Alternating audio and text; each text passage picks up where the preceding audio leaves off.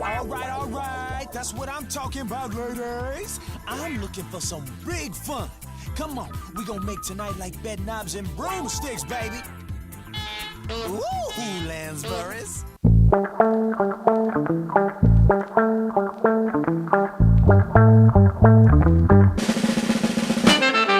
Every project has to start somewhere. Most forms of media like movies and music can just happen easily. All you need is a movie studio or production company or record label to increase your chances of getting it out to the public to see. Television? That's a different story. See, these networks like to see your premise and how your characters and story function as an episode, and see if they want to greenlight said project. This is called a pilot, the supposed first episode of your show. This is the main factor whether or not the network wants to see more of your fictional universe, and test the waters for future audiences. But this isn't always the case. Sometimes the best ones won't get to see the light of day, while others that may not look so great get approved for being safe. So what about those failed pilots? What made them stick out, or I guess not stick, to certain audiences that never got a second chance beyond its test run? That's why I want to look at some of those pilots and boil down what makes them unique in their own way, and if they deserve a better life on air. And yes, this is animated pilots. This whole channel is being dedicated towards the medium. So with that being said, let's take a look at our first entry for this new series, a cartoon that could have been. Dang nabbit, I can never find a parking space after lunch. Cartoon Network keeps adding stars without adding parking space. So let's take a glimpse in the past all the way to 1994, the year where Cartoon Network started producing their own shows on their network. Known previously as a hub for classic Hanna-Barbera cartoons, the network decided to compete against Nickelodeon and the Disney Channel with their own cartoons in the makings. You had shows like Dexter's Laboratory, Johnny Bravo, the Powerpuff Girls. In fact, a bunch of these cartoons have very similar designs that coincide with each other, and one man implements that style perfectly. This is Paul Rudish. Known for his work at Cartoon Network Studios, he has been credited for his art, writing, design work, and even voice acting for the studio. His most frequent collaborators have been Gendy Tartakovsky and Craig McCracken, working on Dexter's Laboratory and Samurai Jack for Gendy, and the Powerpuff Girls for McCracken. This direction eventually led Rudish to the head art director for the 2003 miniseries of Star Wars Clone Wars. That is a pretty big promotion right there. So with that being said, did Mr. Rudish want to do more than just directing art and making storyboards? Well, let's take a couple years forward into 2008.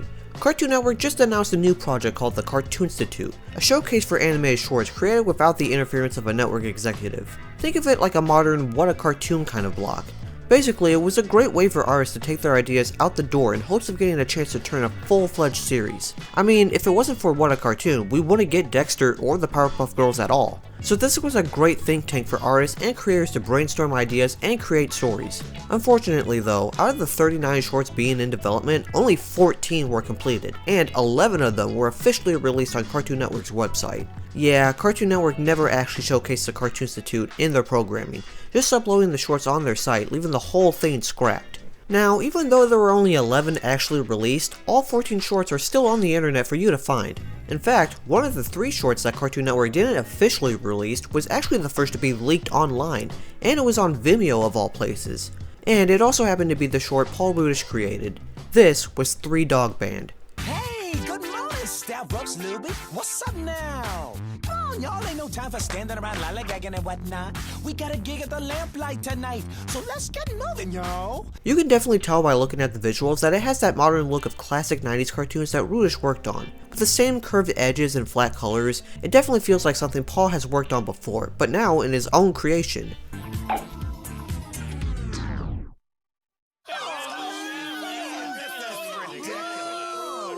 So this short stars a trio of dogs who all play in the same band, hence the title if you didn't know, and get ready to play a gig at a local nightclub, with some shenanigans along the way. There's a lot to like here with our trio, they all seem enjoyable with what we got, although I will admit I'm a little mixed on their voices. Here, let's start with Stavros first, the keyboardist of the band, voiced by Jeff Bennett. Of course. Look at this already in the morning. Always with the mornings and these people.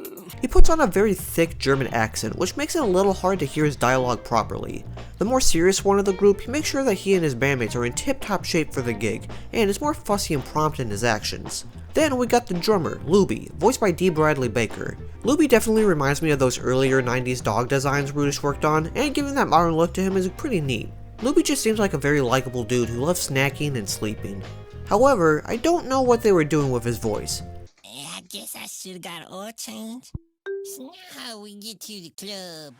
Need cake, coins, need coins, needs coins, coins. Where my nickels at? Where my dimes at? Where my coins? I got no coins. I got nothing. I got nothing. I don't know how to put this, but is this racist? That's racist. What? What is racist about it? Like, it sounds like a stereotypical black voice who is voiced by a white guy. And I mean, D. Bradley Baker is known for his work in doing realistic animal voices. So why, when making an actual voice with dialogue, did he come up with this? Look, voice aside, I think Luby is still a well-designed, likable character. But that doesn't even come close to probably the coolest of the three, bassist Sly.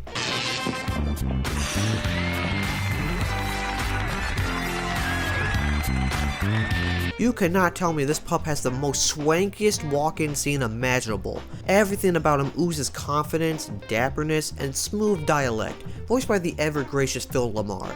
Easily the best character in this short. His aura is immaculate. Who wouldn't want to be this cool?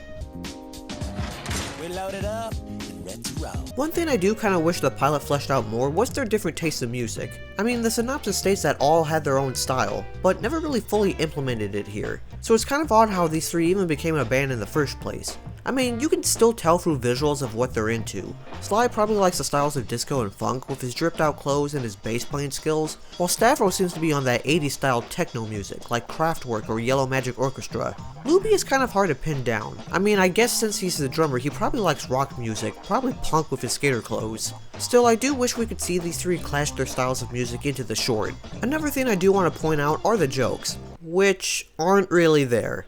While the visuals are popping and the characters are likable, there's not a whole lot of laugh out loud moments here. And even when the jokes that they try to put in show up, they just don't land. I mean, it is a pilot, so they were probably just testing the waters, building a dynamic between the three dogs, but still. Plus, there's not a whole lot of side characters to bounce off the trio's personalities as well. The closest we get is this nightclub owner, who tells the band to stay focused on their gig with no distractions. So, I don't know. I do want to shout out this DJ dog. He literally turns his turntables into a bike. That's a nice visual gig. With that being said, the short perfectly wraps up with a jamming closing song.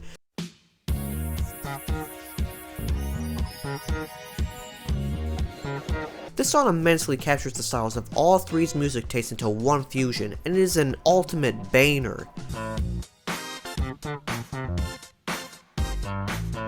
Ooh, it just makes your insides start to groove and get out on the dance floor. It's infectious.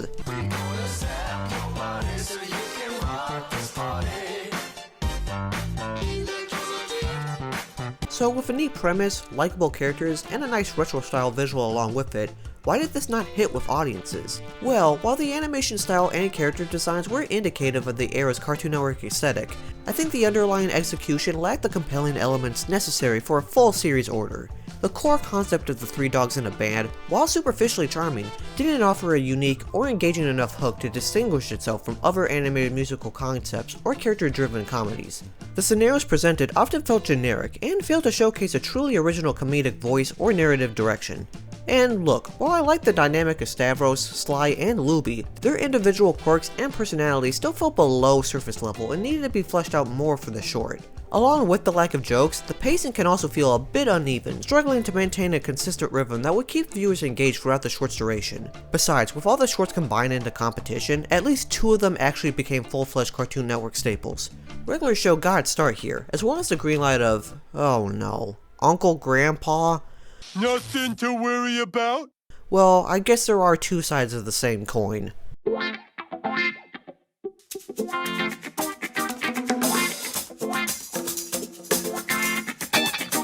The mid to late 1990s and early 2000s were a golden age for Cartoon Network. Shows like Dexter's Laboratory, Johnny Bravo, The Powerpuff Girls, and Ed, Edd n Eddy were setting new standards for animation and comedic storytelling. In this competitive environment, a pilot needed to truly stand out to earn a full series greenlight. Three Dog Band was hitting all the right notes of that nostalgia, but simply didn't possess the same level of originality, strong character concepts, or unique comedic voices, except for Sly, that defined its more successful contemporaries. With that being said though, I do think Paul Rudish could revisit this concept again. I know he's pretty busy working on those new Mickey Mouse shorts since 2013, but if he does have the time, he should definitely go back to this.